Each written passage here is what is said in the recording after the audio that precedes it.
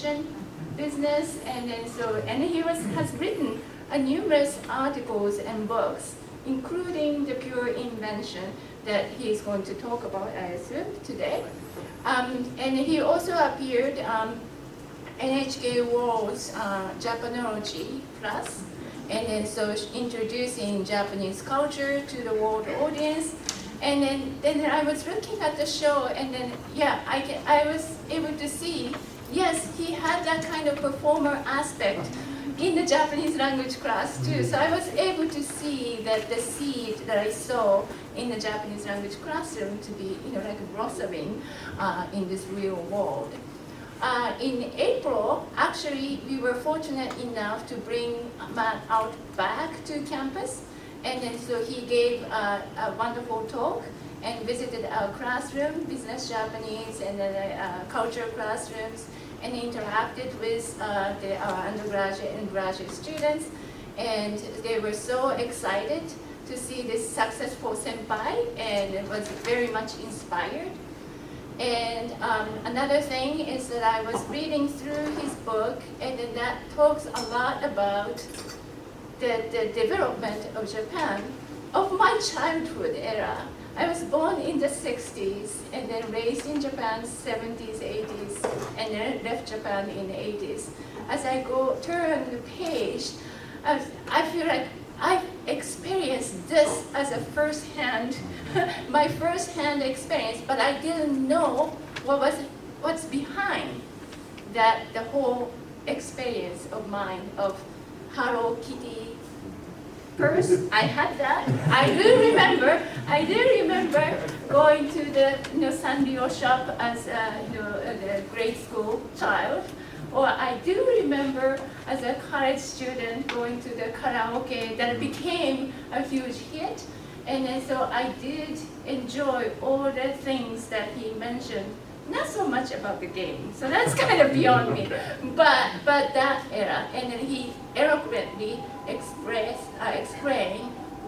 what made that appealing, and with the thorough research. And then I was very, very impressed by his work. And I hope that so I'm sure that you will enjoy his talk as well, by experiencing as an American or the Japanese or an international audience. I think you will find something to relate to in the different ways. So without further ado, here's Matt. Thank you. Thank you. Thank you very much. This PC here, make room for my PC? I hope not. This down here. Well, that was such a wonderful, wonderful introduction. Thank you very much. I almost feel like you've covered what I'm going to talk about today. Maybe I don't need to present, but no, it is really, truly an honor. I'm going to move this a little bit to give some people on the left a little love here. Yes, it is. Let me get this started. Hello, I'm Matt Alt, and thank you very, very much for having me today. It's a real honor. As Mori Sensei said, I just got back from the UW campus in April. I am a graduate of the UW. I entered in 1991, and I graduated in 1995. I am a third generation Badger. My parents went there. My grandfather went there. But the big reason that I picked the University of Wisconsin to study at in 1991 was because of the excellence of its Japanese program. It was nationally known back then. It still is today. It is an incredibly competitive and just a very all-around amazing linguistic program. Thanks to, as Mori Sensei explained earlier, I was fortunate in that my high school, I grew up in Maryland, Bethesda, Maryland, Potomac, Maryland, a suburb of Washington, D.C. Our high school had the very first Japanese language program offered at a public high school in the United States. And that was extremely uncommon at the time in the late 80s. And we'll be going over some of the history of why that was so uncommon. But I got a little leg up and was able to make the most of my program at the UW thanks to that. I spent my junior year abroad here in Tokyo on an exchange program at Keio University, just a really wonderful, wonderful experience all around. Not only experiencing the city of Tokyo, I'd never been in a city this large before, but also the camaraderie of seeing a different kind of campus and a different kind of student and educational system here at Keio. My experiences at the UW built who I am today. It's all due to the legendary late Professor Akira Miura, Naomi McGlowan sensei, and of course Mori sensei, who was my TA at the time, but now is the head honcho running the entire Japanese department. That is just, it was really funny when I was talking to students in April, they're like, "You actually talk to Mori sensei?" Like this, I'm like, she's not that difficult to talk to. You can talk to Mori sensei. But, when you're a student, of course, the teacher is on a much higher level than when you can talk as adults together. But that was really funny. At any rate, I would like to launch into the main topic today, and by doing so, I would invite you to consider that we live in very strange times. We are simultaneously more connected than ever before, yet lonelier than ever. We live in an era when the goalposts of adulthood seem to be getting constantly moved for young people, where the description of what constitutes success continues to recede farther away. We live in an era of influence, where becoming the center of attention is a form of currency, even an economy. When things get too difficult, we retreat into virtualized worlds and spaces. This is from Animal Crossing, which is one of the big hits of the pandemic era, sort of fairy tale world that people could go into to escape daily life. Along with the rise of video gaming as a lifestyle, we have gamified the most fundamental aspects of the human condition. Likes, views, even things like steps. These really basic human instincts are now essentially point systems that we gather and base our activities upon. This in turn has led to the rise of the internet as an integral part of our lives, which has formed the basis for all new political movements and even strange cyber religions that have and continue to roil not only American society, but global society as a whole. Now, it's very tempting to look at all this and say, wow, what a strange moment we're living in American history. All of this seems to link back to Silicon Valley. But what if I told you that each and every single one of these aspects of modern life has its roots in Japan, directly linked decades earlier? From young people who couldn't leave the family nest, parasite singles of the 1990s, to immersive electronic escapes that isolated us from people around us like the Walkman. New forms of communication better suited to the digital era that young Japanese knew were coming, such as emoji, and young women making literal Facebooks of stickers on the streets of Shibuya. Social phenomena among the youth, giving rise to new words such as otaku or hikikomori that are now recognized around the world. An epic economic crash in 1990 that ushered in a period so dark it is known by Japanese economists as the lost decades.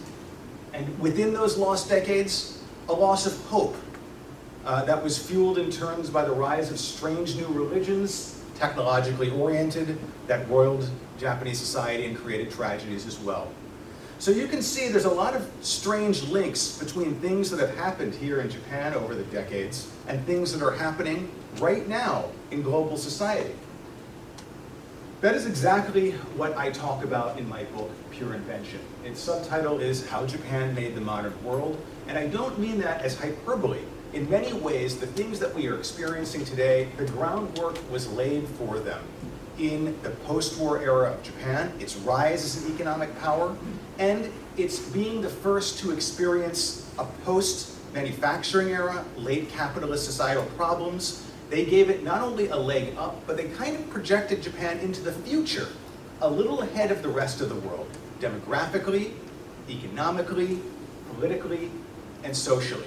This is the backbone for pure invention. This is the Japanese cover here. Please pick up your copy on the way out. But I wrote this book in over the course of several years. It came out in 2020 in America and 2021 in Japan. But in a certain sense, you could say that it was the product of my entire life up until this point. And we'll get a little bit to that in a moment. But first, especially for Japanese people in the room who might not be familiar with the quote that I used for the title of the book, I'd like to talk a bit about pure invention. Pure invention is a phrase, it comes from a play that was written by the Irish playwright Oscar Wilde in 1891. And one of his characters comments to another, "The whole of Japan is a pure invention. There is no such country. There are no such people. The Japanese people are simply a mode of style and exquisite fancy of art." Now, to Japanese people, this might sound like he's making fun of Japan. It might sound like he's minimizing Japan. But Wilde was an extremely intelligent, worldly, widely traveled person who was more than aware that far, far across the ocean lay an island, a thriving nation of people who are producing all sorts of things. This comment is not directed at Japan at all. It happens to be directed at his fellow Europeans and Americans, because after the ports of Japan opened to the West, it ushered in a period known as Japanism. I'm sorry, I know this is English is the language of today, but I've kept this slide in Japanese and I will explain it in English for people who can't read. Japanism was a social movement, a trend that erupted in the late half of the 19th century. It was fueled by first contact of Westerners with all sorts of Japanese art and cultural products. Most famously, the woodblock prints of Japan, with their flatness but dynamic presentations, transformed the meaning of art in the West, fueling the rise of what we now know as the Impressionists, who were directly influenced by art from Japan. You can see Monet here, his girlfriend modeling a kimono that was undoubtedly imported at great expense in the late 1800s. But my favorite Impressionist is Van Gogh, who was an absolute maniac for things Japanese. This is a portrait, I believe, of his counselor, his psychologist, basically. And it's painted in Van Gogh's room, and you can see behind him the walls are covered with ukiyo-e prints. It's easy to imagine if this were 150 years later, those would be anime posters. Van Gogh was so taken with things Japanese that he even took a try at painting them himself. This is a copy of Hiroshige's print of the plum blossoms at Kameido. And you can see that Van Gogh actually tried his hand at writing kanji on the side. There is probably no better image of globalization in a nutshell than that. Also, the top left, just really quickly, that is a Tiffany's lamp with dragonfly motifs. Before the arrival of things Japanese in America and Europe, Tiffany's was just an emporium of stationery. It was basically what the Japanese might call a bunboguya. They just sold little things that you needed, little daily goods. But Charles Tiffany was so taken with things Japanese that he devoted himself to, quote, making things more Japanese than the Japanese themselves. And he took motifs from Hokusai and other artists and incorporated them, such as the dragonflies on this lamp, to almost single-handedly transform the meaning of what sophistication and fanciness were in the West. For a long time, at the turn of the 19th and 20th centuries, fancy equaled Japanese, and vice versa. And this is really interesting to me because when you say Tiffany's to Japanese people, they think of Breakfast at Tiffany's, Audrey Hepburn, oh, the glorious, American sophistication of the post-war era. But Tiffany's wouldn't exist if it weren't for Hokusai and things from Japan. So it just goes to show you the intercultural connections that are often behind the scenes, even in objects we think that we know. So, Japan and America, we love each other. The West and Japan, we love each other. And this is happening in the late 1800s and early 1900s. But as we all know, that love affair came to an end in the 1930s and the 1940s. With World War II, the rise of imperialism in East Asia, World War II, and the loss of World War II. Of course, this profoundly transformed the image of Japan in the minds of Westerners, and Americans in particular. Even by the 1950s, so the 1940s, Japan is an enemy, a total military enemy to be conquered, to fight. My grandfather fought the Japanese in World War II. I mean, this isn't that distant of a memory. But even after the fall of Japan in the 1950s, Japan was viewed through the lens of having lost that war. These are comments from the Secretary of State, John Foster Dulles, to then Prime Minister Yoshida Shigeru. Japan should not expect to find a big US market because Japanese don't make the things we want. That was the American line at the time of the 1950s. You're done, Japan, this is it. It's over. Of course, as we know, things didn't play out that way, did they? I was born in 1973, and when I was growing up in the early 1980s, it wasn't at all uncommon to see images of ostensible grown-ups on television smashing all sorts of Japanese products, cars, radios, appliances, protesting in front of Japanese companies. You know, even mainstream magazines are framing this as an invasion because Japanese products, especially starting in the late 60s, but accelerating through the 1970s and early 1980s, one after the other toppled cherished Western auto industries, electronics industries, appliance industries. And really, again, Japan's image transformed. Now it is one of a rival, a fierce rival. And the idea when I was growing up was that Japan would conquer the world, not militarily, but economically. You couldn't even escape this in pop culture. This is a shot from the movie Blade Runner, 1982.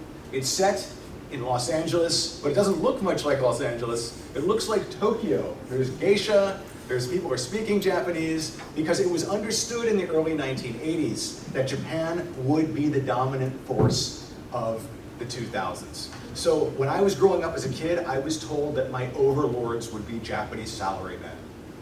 And that's why so many people around me were studying Japanese to get a leg up in business, economically.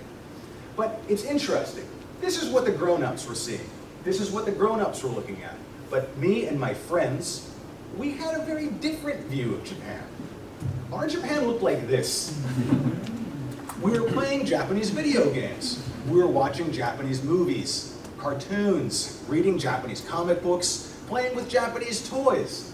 So even as the American authorities worked to cut off Japanese access to markets, they didn't do anything about this, and they basically left the keys to the kingdom, which is to say the hearts and minds of young people, completely unlocked.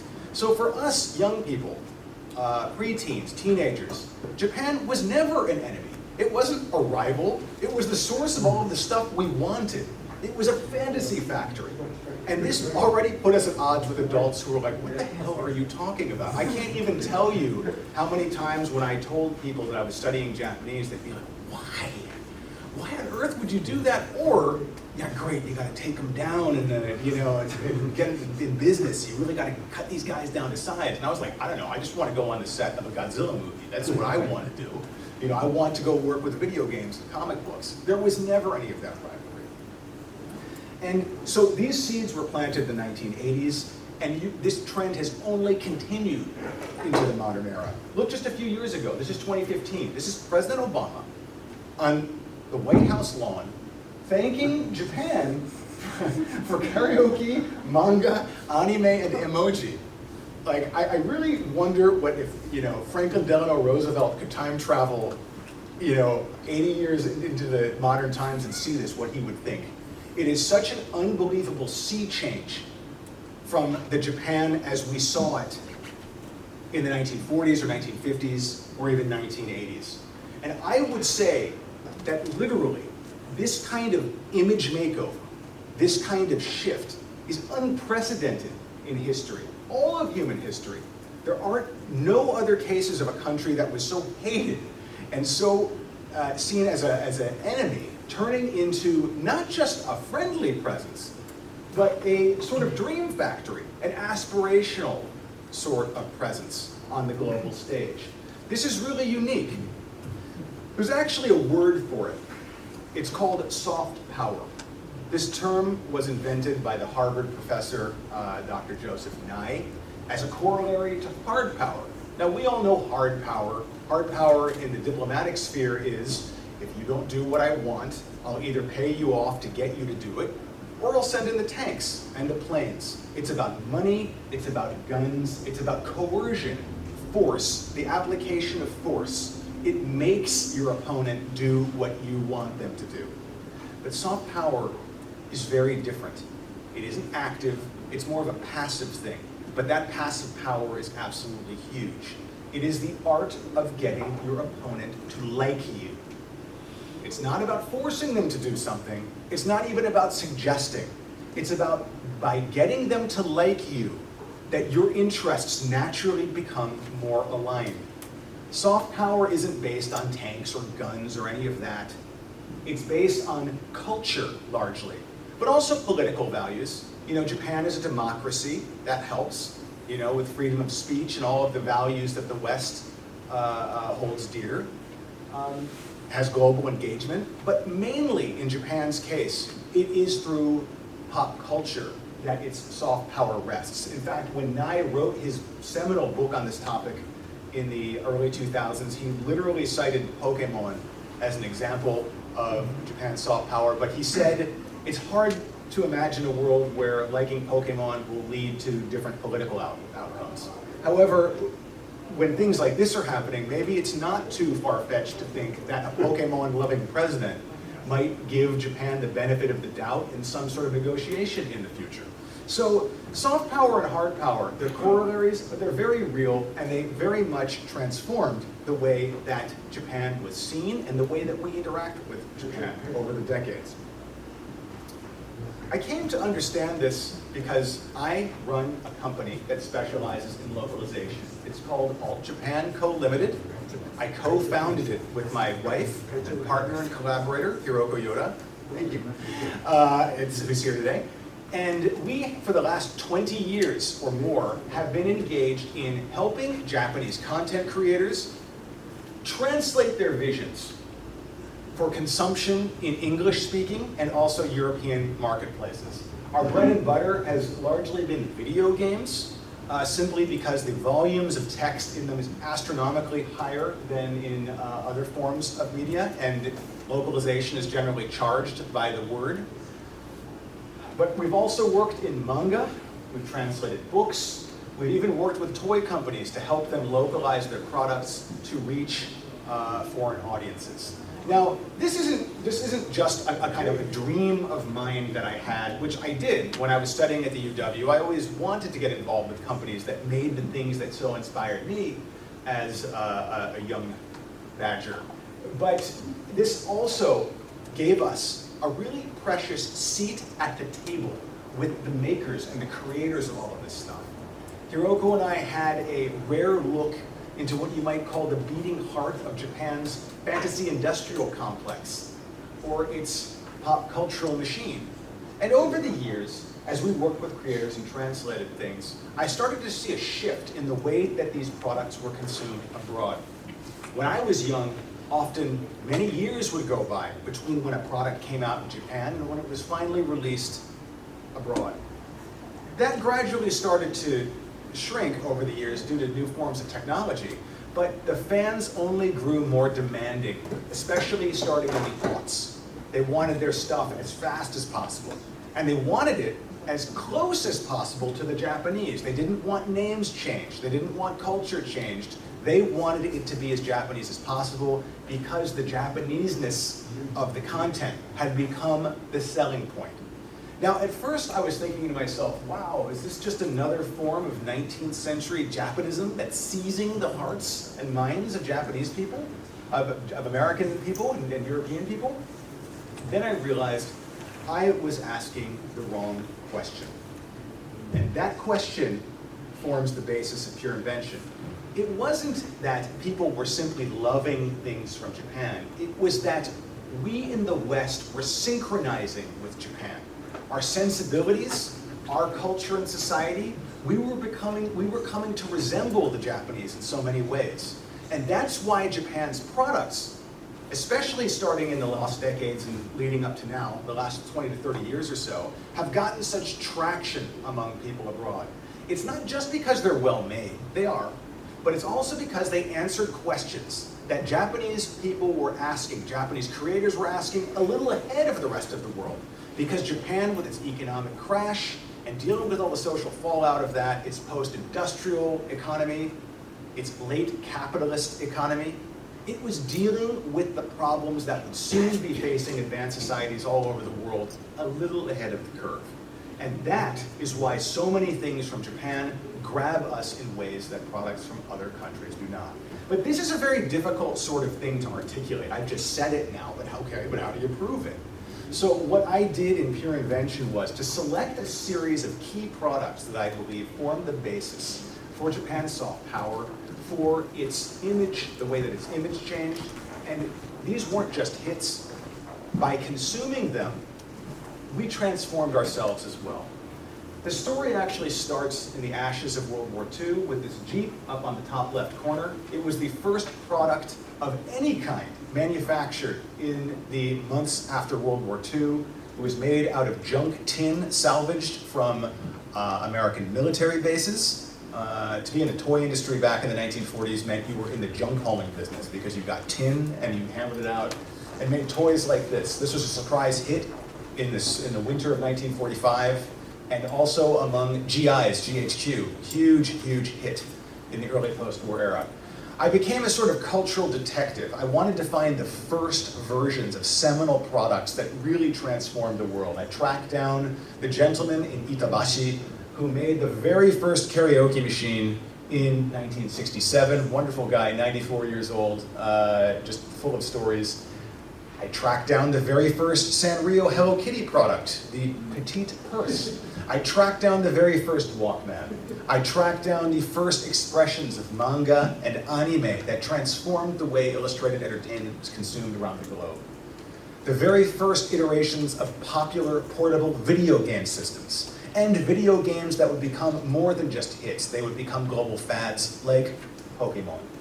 And also, in keeping with that, in the late 90s, the rise of new forms of digital communication, such as emoji, and then anonymous bulletin board systems, starting with Japan's 2-channel in 1999 that formed the basis for many of the anonymous boards that are roiling politics and society in America and around the world today.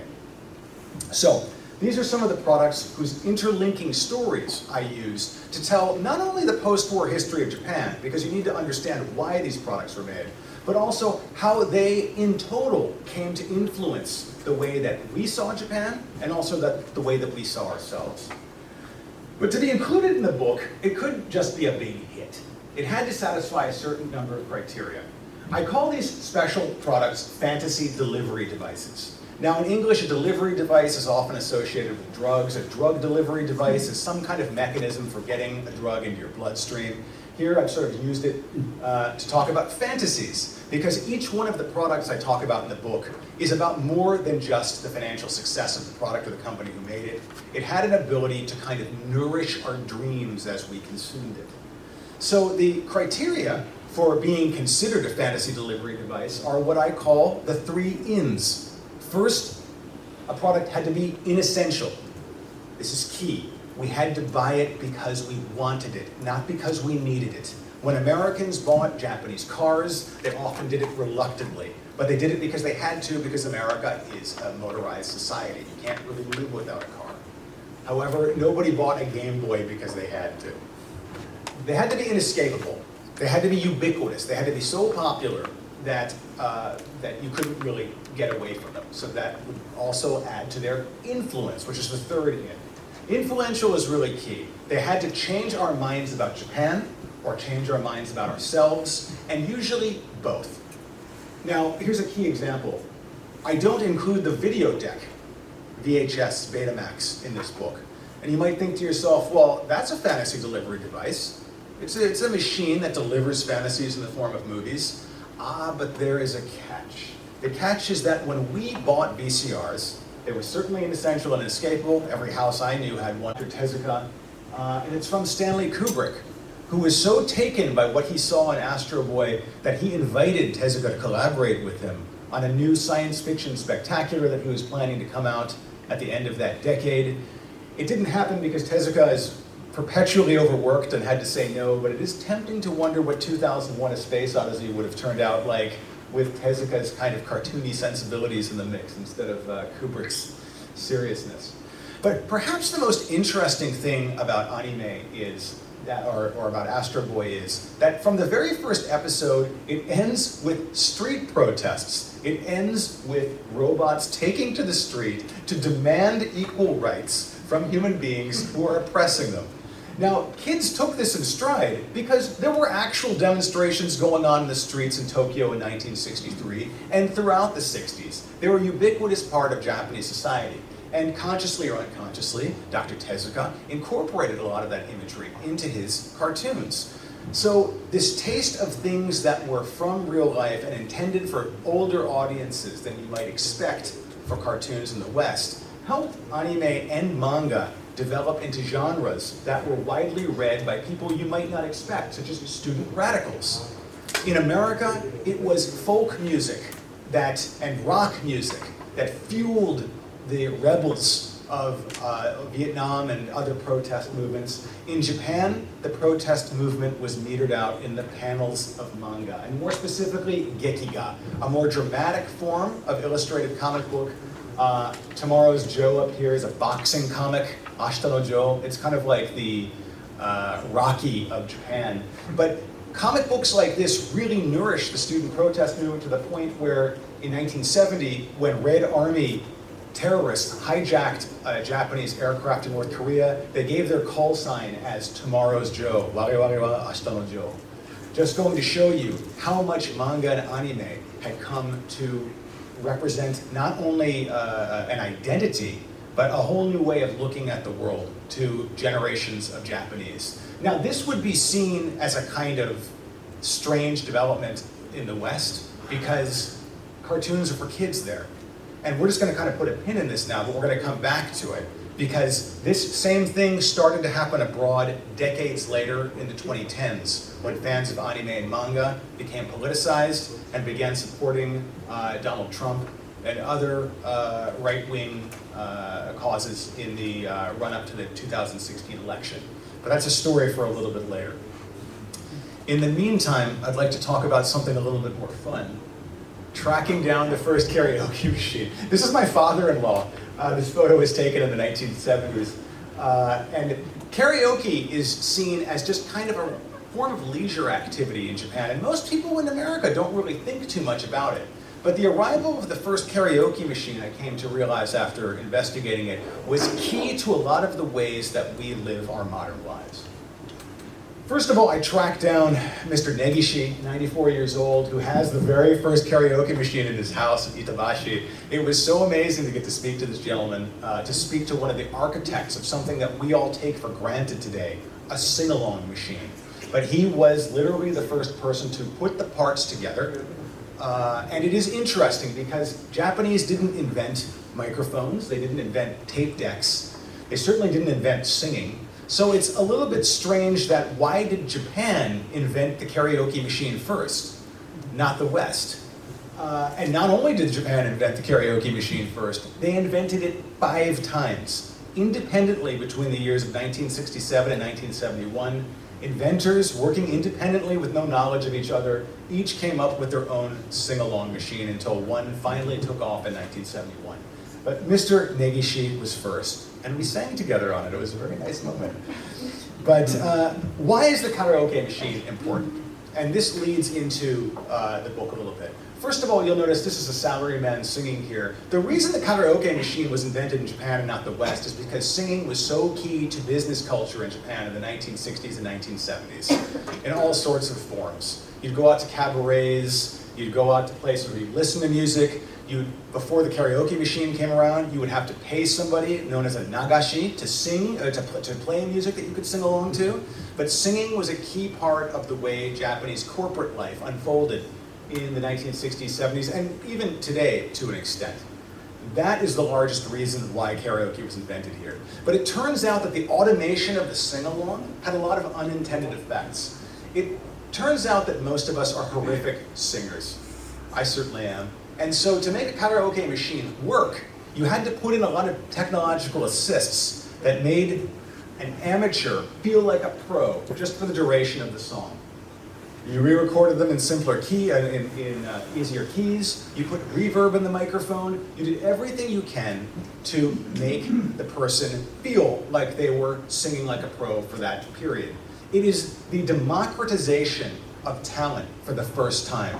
For the first time, anybody can pick up a microphone and be at the center of attention for the duration of a song.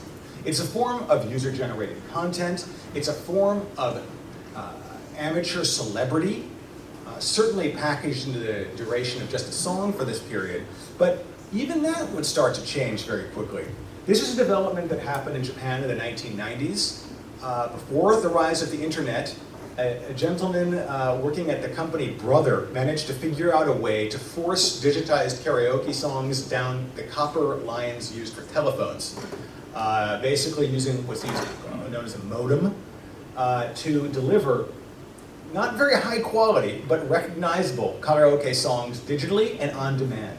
This is 1992, and it was the very first on-demand music service. Right now, we think of Spotify, we think of all of these other music services as having pioneered that in the 2010s. It's not the case. Japanese companies pioneered streaming entertainment in the 1990s, and they also pioneered something else, which is big data for music.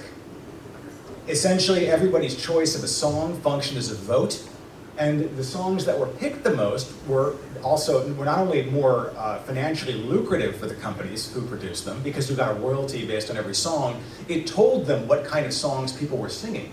And this resulted in a shift in the entire Japanese music industry, where suddenly music started getting produced not based on the virtuosity of the singer, but could it be sung by the average person?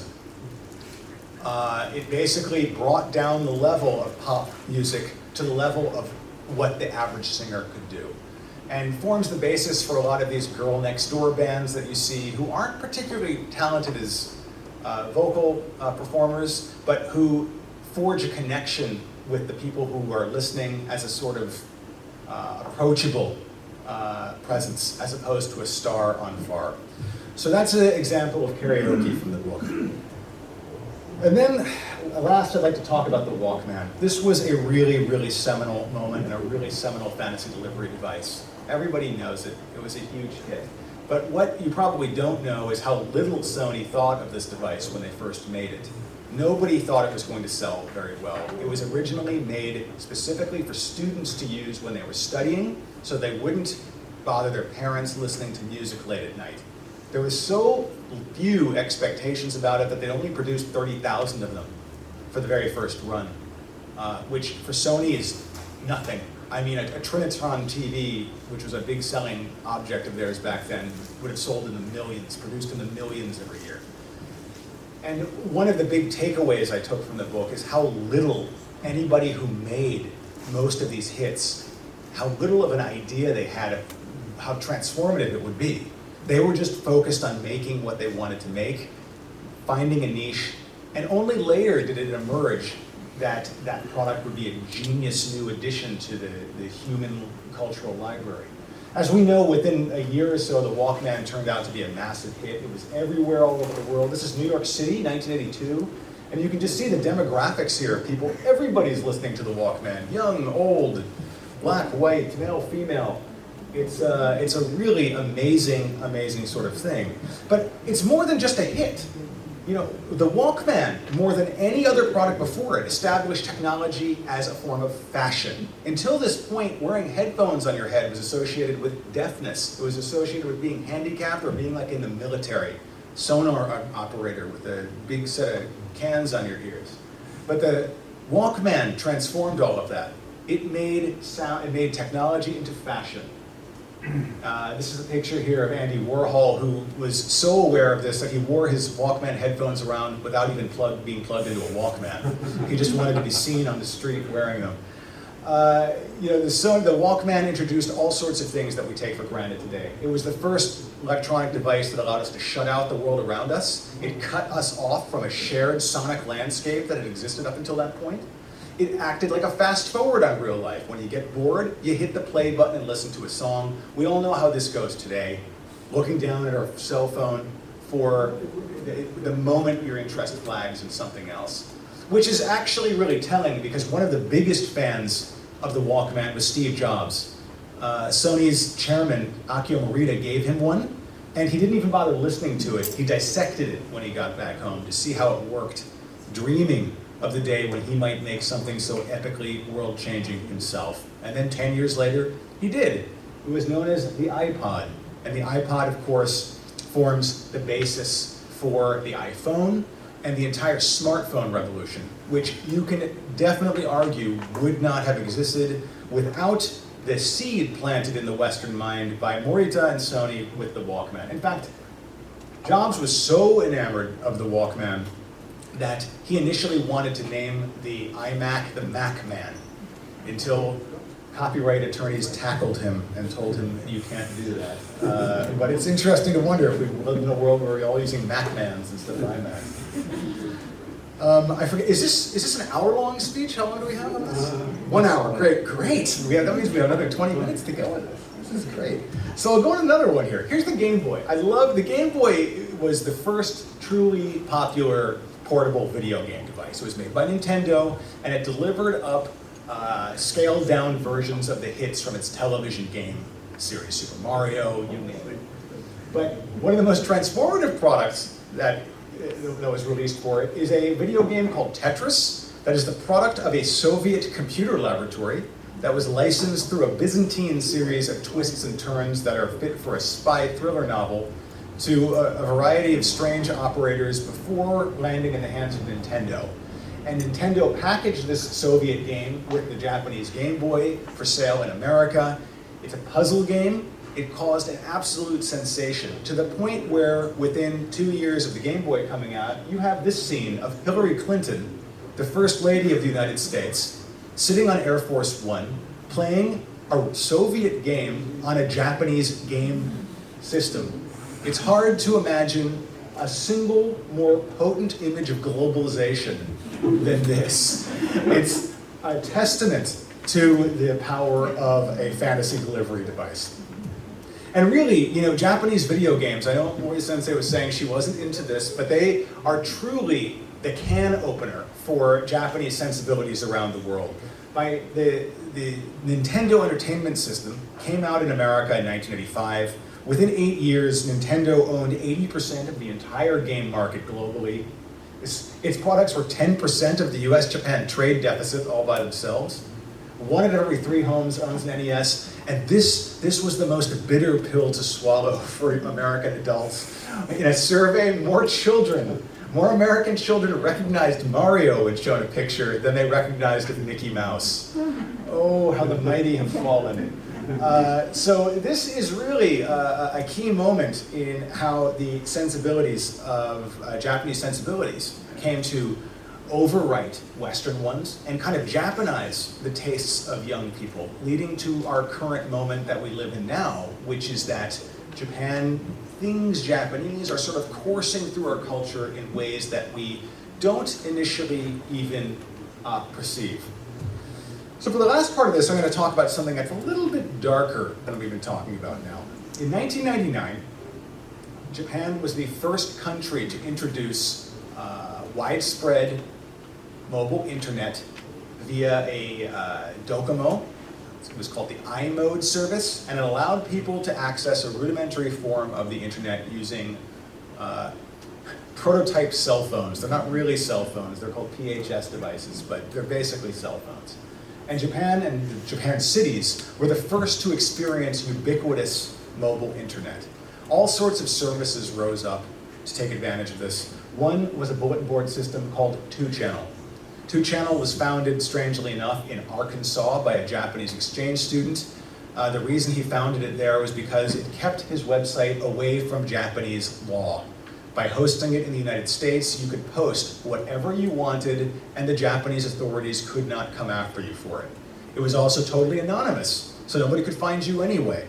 At first, it was designed to help people find their tribes, to reach out and make new friends, talk about things that they wouldn't be comfortable doing normally, to speak truth to power, to give a kind of vent, especially to young people, because it was mainly young people using this. But very, very quickly, it started to develop a lot of very toxic subcultures. Trolls, harassers. By 2006, there was a group calling themselves the Net Uyo, which is the equivalent of America's alt-right, ultra-nationalist, anti-Korean, and doing everything they could to sow discord in Japanese politics and society by doing various hacking exploits and all sorts of things just to make life more difficult for people online everywhere. And it's very telling, I think, that when you give people an anonymous platform like this, inevitably a large number of them, or a vocal number of them, will go toward a sort of trolling mindset, or a far sort of right mindset. The reason I say this is because in 2003, a website called 4chan emerged in the United States. It was literally a copy of the code used for a 2-channel spin-off board. It was founded by a young man who was obsessed with anime, manga, and Japanese pop culture. In fact, it started out as a clearinghouse for fans of these things. You can see, it's kind of small to read, but the boards on the bottom left, the top ones are all Japanese culture oriented. Anime, manga, kawaii, mecha, cosplay, video games. This website was founded by he was about 16 years old when he did this, so he's a generation after me. But he founded this as a place where people could get together and talk and have fun. And it quickly took off. By this time, there were anime conventions happening in America. So much anime had been imported that people weren't just consuming it as a product, they'd kind of incorporated it into their identities. And Otakon, which is a big anime conference that happens in an event that happens in Maryland every year, was host to 4chan's panels, and they kind of grew together. And it just goes to show you how much fans of Japanese pop culture supported the rise of this website that became extremely popular because it was anonymous and you could post or talk about whatever you wanted. You could talk about anime without getting teased about it. Or you could post stuff that wasn't particularly pleasant. By 2016, 4chan had taken its own shift to the far right. Hillary Clinton called it out by talking about fake news. 4chan was the site of a conspiracy theory called Pizzagate, which is the forerunner of what we now know as QAnon today. Groups of trolls came together with all sorts of crazy ideas designed not only to troll other people online, but also to troll the mass media and see how much of their wild sorts of things they could get the mass media to report on. It's sort of the foundation of fake news. It's sort of the foundation of a lot of things we see today. And by the actual election cycle, you start to see a lot of mashups of die-hard right-wing anime fans and politics. These were all taken off the 4chan boards. It kind of reminds me of how in the 1960s, left-wing protesters would use manga and anime to fuel their dreams and to fuel their movements. Now the same thing was happening abroad 30, 40 odd years later, but it was fueling the opposite side of the spectrum. To the point where this was a moment in American history and politics. A Republican strategist goes on to MSNBC and calls Trump supporters childless single men who masturbate to anime. This was said on mainstream American TV, directly linking Japanese anime into the American political process and showing you just how much these sorts of sensibilities had percolated through the online community and the young community of America. It wasn't all related to the far right, though. Japanese sensibilities infused protests on the other side. After Trump took power, a group of women united under the banner of these pussy hats. And the hats were created by a woman named Krista Suh, who I interviewed in the course of the book, who said she was directly influenced by Sanrio and Hello Kitty and Pink as a form of power to nourish their movement. So once again, you see in the background of a very large groundswell, a very large American movement, you see Japanese sensibilities. You actually see this happening in other places as well. Democracy protests in Thailand, democracy protests in Hong Kong. Japanese anime is incorporated by these young people and used as a kind of nourishment to help them as a glue to hold together, and also to give them energy and a visual sort of signature in their movements. Which brings us up to the current moment. Pandemic. So pandemic happens, everybody gets locked down, and then in 2020, with seemingly horrific timing, Nintendo releases its new video game, Animal Crossing. This turns out to be the unmitigated biggest hit of the COVID-19 era. In just 10 days, it moves over 10 million units. By the end of the year, 31 million units. As people locked indoors are desperate to find an escape, they find it on a video game made in Japan. And you can see here, this is a website talking about how it lends itself perfectly to our stuck inside amid a pandemic moment. Japanese creators had unwittingly created the salve that we needed to keep ourselves going in the midst of this horrible problem. And actually, that is the direction that we are going in now. Japan is no longer a maker of things like the Nintendo Entertainment System, or the Walkman, or any of the physical products that we associate with the 20th century. Japan is now an exporter of ideas. And to the point where now in the West, Westerners are looking to Japan for answers, for help in solving problems of the modern era. Simple things like clutter, to the ennui, the kind of depression that sets in when we're surrounded by modern technology in modern cities, or how to fix yourself from trauma. In droves, Westerners are turning to Japan for answers to these sort of things. And when you think about it, it's a little bit strange. Why on earth are Americans turning to a Japanese woman for help organizing their sock drawers? It's not like Japanese people have any kind of monopoly on this sort of thing, and you have to ask yourself if Japan is really such a paragon of cleaning magic, why they needed to create KonMari in the first place. But the reason we turn to her is because she, being Japanese, represents this idealized image of a world, of a country that is dealing with the problems of modern society a little bit better, maybe, than the rest of us. Which links back kind of to what Oscar Wilde was saying in the beginning, the Japan of pure invention.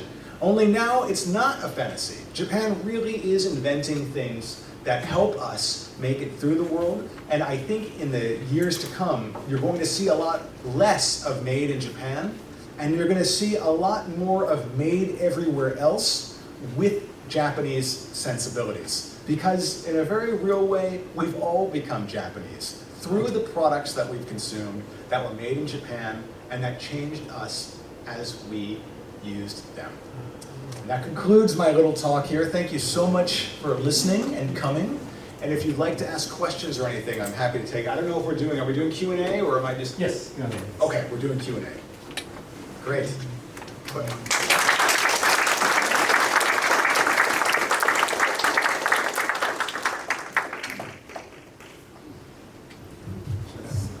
Let's get a funny picture on the screen.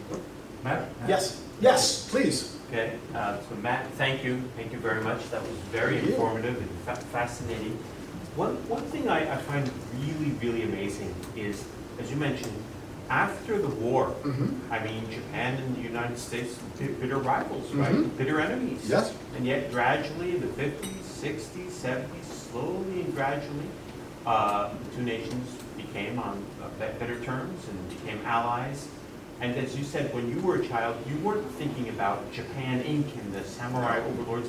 You just wanted to go to the Godzilla set.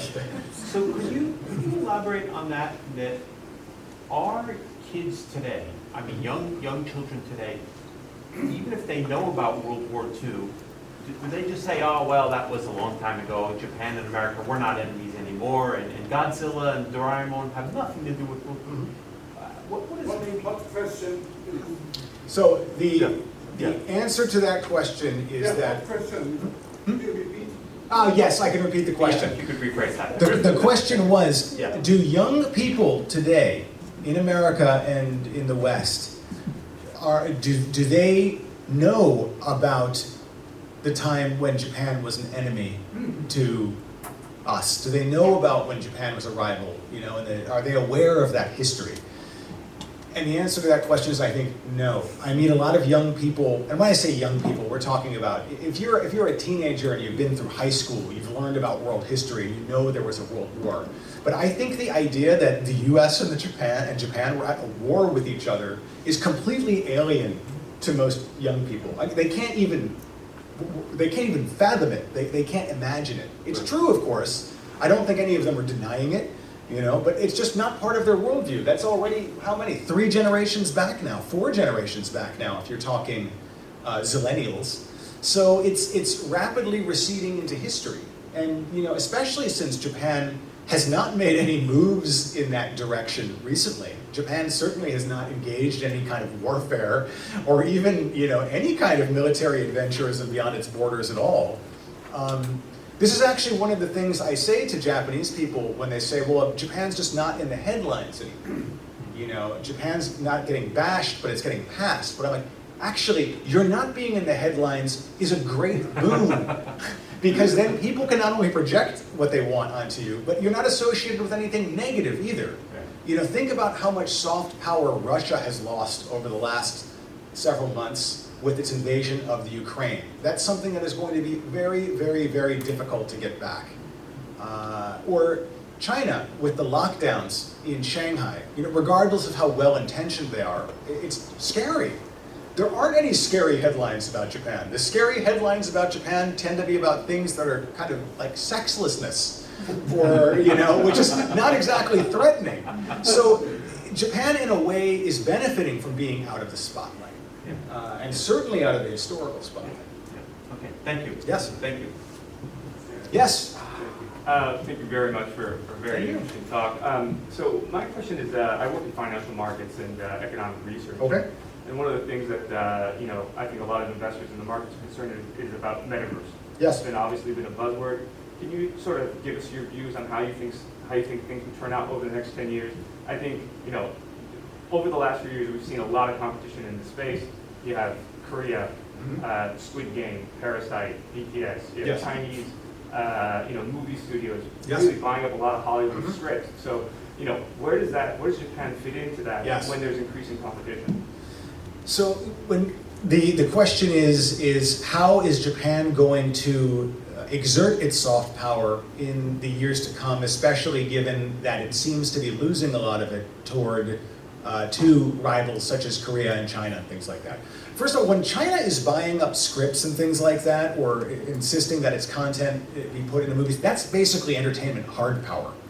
I don't think it basically makes anybody like China more. It certainly is very lucrative, you know, and that's why Hollywood and China, up until very recently, engaged in this game. Hollywood wanted the money, China wanted the influence, so that was very much transactional. The question about K-pop is really interesting, and I'm going to get into the financial aspect of this, but I think it's really key to mention that soft power is not a zero-sum game. The potential of the human imagination is infinite, and although our attention spans are not, there is definitely room for competing cultural superpowers out there in a way that there isn't for competing, for instance, military superpowers. You know, I think we all would much rather see a battle between BTS and SMAP or something than we would between Russia and Japan. You know, that's a good battle to have. But what's really interesting to me about the K-pop phenomenon is 2 things. Number one is that Americans and Europeans did not listen to J-pop and K-pop and then choose K-pop. They never got to hear J-pop in the first place because the Japanese music industry is, quite frankly, screwed up.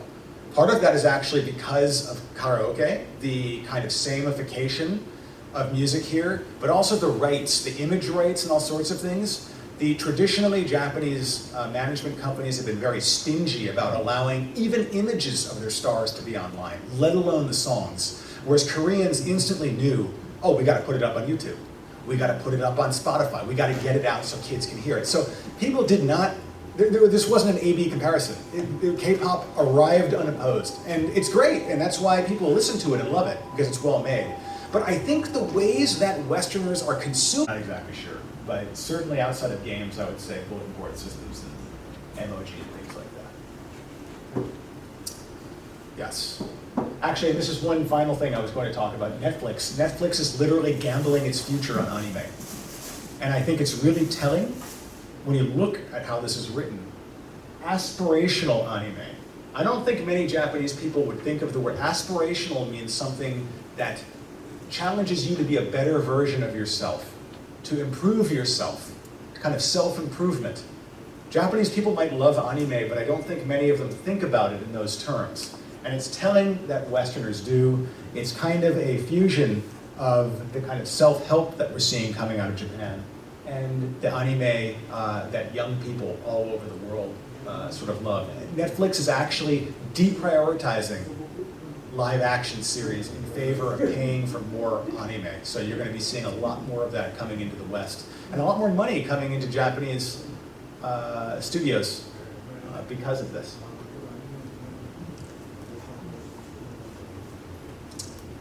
以上です。ありがとうございます。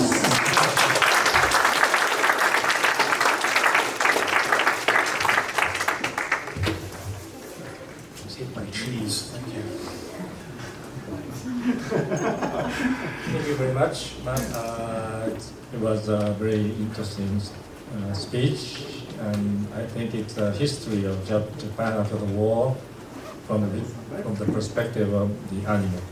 Now, Mr. Yamamoto is here, and he will have opening speech, which is not very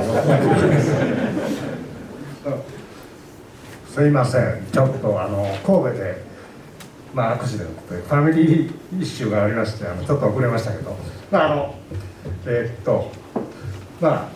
最初、日本語でいきますね。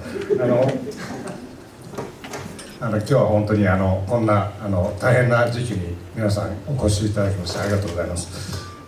今、もう10年ぐらい会長をやらせていただいてます山本義邦と申します。先ほど梅原さんもちょっとおっしゃったようですけども、名誉会長の、笠井義行さんが、亡くなられたということで、少し、皆様と共に、彼の冥福を祈りましてサイレントプレイをですね捧げたいと思います。Ladies and gentlemen, we would like to make a silent prayer for Mr. Kasai, who passed away a few weeks ago. He was emeritus chairman of our society association. So please raise and pray for him for a few seconds. 1 minute? Oh, 1 minute, yes, okay.